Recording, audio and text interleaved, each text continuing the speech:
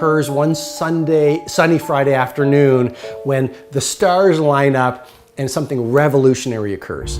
And what I'm suggesting to you with great love and great respect is a great life is built not by revolution. A great life is built by evolution. Small and steady wins the race. What you do every day is far more important than what you do once every decade.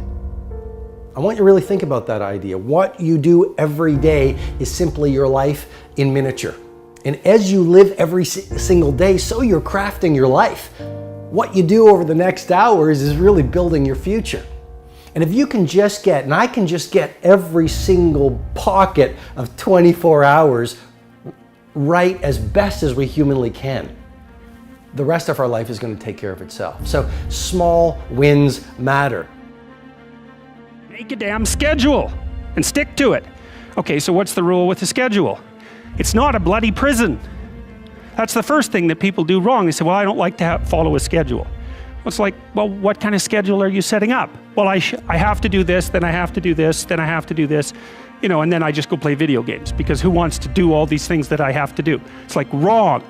Set the damn schedule up so that you have the day you want. That's the trick. It's like, okay, I've got tomorrow. If I was going to set it up so it was the best possible day I could have, practically speaking, what would it look like? Well, then you schedule that. And obviously there's a bit of responsibility that's going to go along with that, because if you have any sense, one of the things that you're going to insist upon is that at the end of the day, you're not in worse shape than you were than at the beginning of the day, right? Because that's a stupid day. If you have a bunch of those in a row, you just dig yourself a hole and then you bury yourself in it. It's like, sorry, that's just not a good strategy. It's a bad strategy. So maybe 20% of your day has to be responsibility and obligation, or maybe it's more than that, depending on how far behind you are. I am strong. I am healthy. I am in shape. I am full of energy. I am passionate. I am talented. I am secure. I am valuable. I am confident. I am a person of excellence. I am full of integrity. I am successful. I am prosperous. My future is bright. I run with purpose in every step. Just as a tiny rudder controls a large ship, so the tongue sets the direction for our life. Are you going in the right direction? Are you seeing increase, favor, new growth? If not, check up on what you're saying. When you get your words going in the right direction, your life will go in the right direction. The time is now. The time is now to express and for people to believe in themselves. The time is now for it to be okay to be great. People in this world shun people for being great, for being a bright color, for standing out. But the time is now to be okay to be the greatest you. The goal isn't to be the best every day. The goal isn't to outdo your competition every day. That's a finite construction. If I had said to Microsoft, I've got the new iPod Touch and it's so much better than your Zoom, they would have said, can we see it? What does it do? React, react, react, react. Finite players play to beat the people around them. Infinite players play to be better than themselves. To wake up every single day and say, how can we make our company a better version of itself today than it was yesterday? How can we create a product this week that's better than the product we created last week? We also have to play the infinite game. It's not about being ranked number one. It's not about having more followers on Twitter than your friends. It's not about outdoing anyone. It's about how to outdo yourself. It's not about selling more books or getting more TED views than somebody else. It's about how to make sure that the work that you're producing is better than the work you produced before. You are your competition. And that is what ensures you stay in the game the longest. And that is what ensures you find joy. Because the joy comes not from comparison, but from advancement.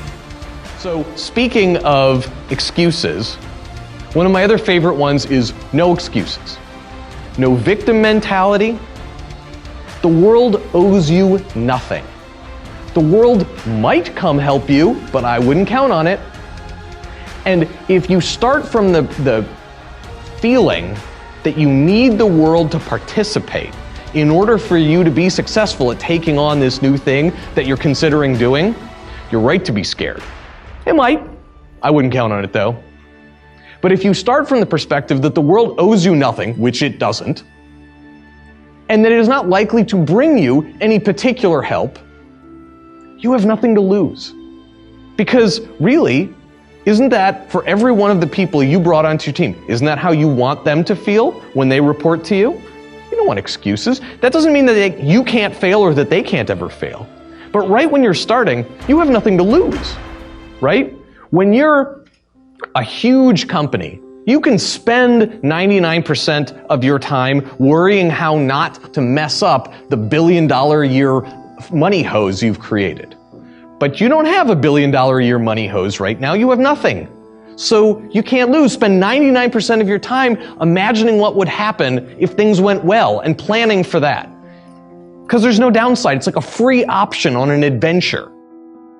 So once you set up that goal structure, let's say, and that's really in many ways that's what you should be doing at university. That's exactly what you should be doing, is trying to figure out who it is that you're trying to be, right? And you aim at that, and then you use everything you learned as a means of building that person that you want to be. And I really mean want to be. I don't mean should be. Even those things are going to overlap.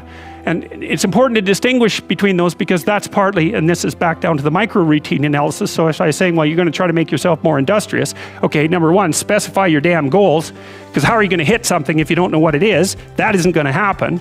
And often people won't specify their goals too, because they don't like to specify conditions for failure. So if you keep yourself all vague and foggy, which is real easy, because that's just a matter of not doing as well, then you don't know when you fail. And people might say, well, I really don't want to know when I fail because that's painful. So I'll keep myself blind about when I fail. That's fine, except you'll fail all the time then. You just won't know it until you've failed so badly that you're done. And that can easily happen by the time you're 40. So I would recommend that you don't let that happen. So that's willful blindness, right? You could have known, but you chose not to.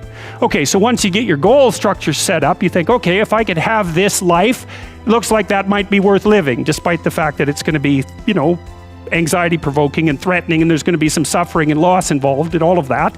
Obviously, the goal is to have a vision for your life such that, all things considered, that justifies your effort. So what I would challenge this young man or young woman to do is you have to look inside of yourself to see what you really want. What are you passionate about? We use these words and these little phrases of only the strong survive and all this other crap. They're all just f***ing words.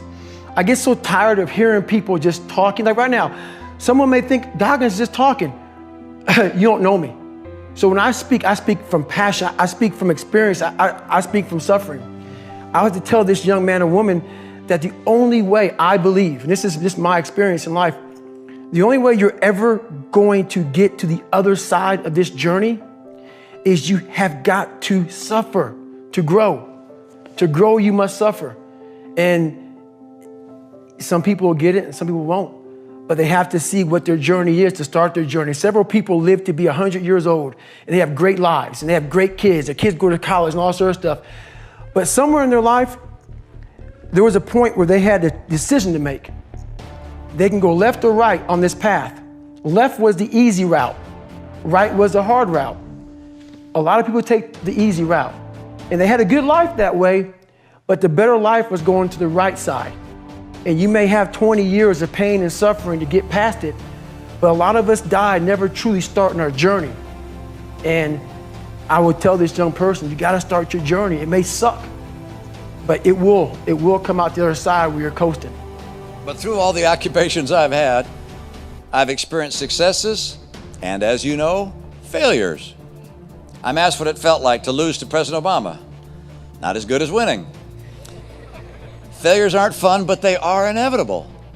More importantly, failures don't define who you are. Some people measure their life by their secular successes. How high on the corporate ladder they got, how much money they made. Did they do better than their high school classmates? If that's the kind of success you're looking for, you're bound to be disappointed. Life has way too much chance and serendipity to be assured fame or fortune. There is no one who doesn't have obstacles in their life. You know, even Bill Gates has obstacles. He's got to figure out how to keep all that money. So, you know, everybody's got problems. And it really is how you face those problems. If you allow it to be an insurmountable wall, then you become the victim. And if you say, this is a piece of cake, I'm finding my way over, under, around, or through this obstacle, one way or another, and you gear yourself to solutions. And that's always the answer. Always be thinking about how I can do something rather than why I can't do something. Step one is obsess.